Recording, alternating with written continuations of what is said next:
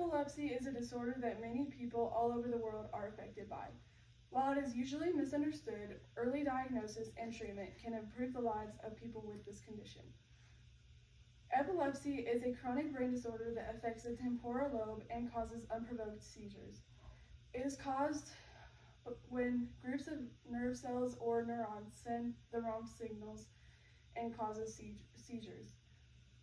During seizures, many different neurons send the same signals at the same time that are a lot faster than normal.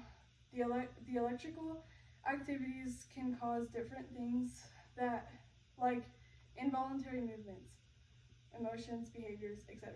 There are many different things when it comes to talking about epilepsy. I will be talking about what kinds of epilepsies there are, things you should avoid, if there is a cause, what can cause it, and genetics that can be involved in having epilepsy. Now I'll talk about the different types and causes and things about epilepsy. There are many different types of seizures that come along with epilepsy that you can have. There are generalized onset seizures, which affect both sides of the brain at the same time. Focal onset seizures that can start at one specific spot or group of cells in the brain. And unknown onset seizures. That is the type where the beginning of the seizure is unclear, but can later be identified as a focal or generalized seizure. Epilepsy is defined by having 2 or more seizures. It is one of the oldest known conditions, and there are records back to 4000 BCE. This condition continues in many people and continues to affect many people to this day. Some signs that you may develop are loss of awareness, disturbances of movement or sensations such as vision, hearing, and taste, and changes in mood. People with epilepsy also will most likely struggle with physical issues as well. If you have epilepsy, you are prone to bruising, fractures, or other injuries while seizing. While having epilepsy, some may also develop anxiety, depression, or other conditions. The cause of epilepsy is still unknown in most cases. There are many different causes of epilepsy, some being brain damage, a bad head injury, brain tumor, genetic syndrome, and many others.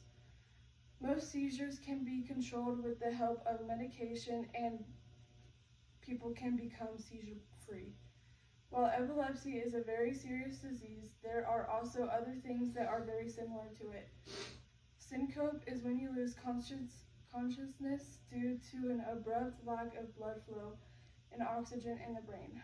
Or there are also anoxic seizures, which is when you collapse and have a lack of cortical control of your brain stem. Another thing is breathing holding attacks. It usually affects preschool children, and it is when the children will let out a brief cry and then stop breathing.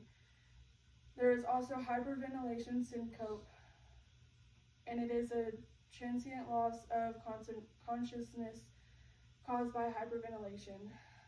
There is daydreaming, which is most commonly found in childhood and is mostly mistaken for absent seizures. This can occur when a child is tired or bored.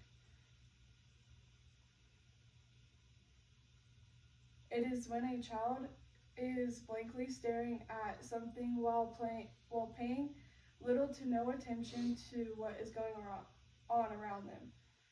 So while there are a lot of types and causes when it comes to epilepsy, there are also things you should avoid if you have it. If you are one that has uncontrolled seizures, then there are certain activities that you should not participate in, such as scuba diving, rock climbing, skydiving, mountain climbing, and more, as they require your full concentration to do them. Also, if you are experiencing uncontrolled seizures, then there are some precautions you should take in physical activities, such as always having someone with you if using heavy weight, taking breaks and drink fluids often, always having a phone or some sort of GPS on you, and start by doing something small and not doing long periods of exercises. There are also triggers that can cause seizures that aren't linked with epilepsy. If you're stressed, sleep deprived, dehydrated, flashing lights, and etc. Surveys from people with epilepsy say that the common trigger to a seizure. There are lots of things to avoid with epilepsy, but now I'm going to talk about some genetics that can be involved in having epilepsy. Everyone from both genders and all races and ages can develop epilepsy. It usually comes from someone's genetics. If epilepsy isn't caused by genetics, it is possible that it is an infection, brain tumor, stroke, and many other causes. If there is something that causes the normal routine in your brain cells activities, it will likely lead to a seizure. When the brain is trying to fix itself after a brain injury or stroke, accidentally make nerve connection issues and lead to a seizure. Now that you know everything about epilepsy, allow me to sum everything up for you. Epilepsy is a chronic brain disorder that causes seizures when a group of nerve cells or neurons send the wrong signal to the brain. There are many causes and triggers that can cause the seizures to happen, but it can also be treated with medicine. Finally, there are many different types of epilepsy, but if you have it, it is most likely that it's because of your genetics.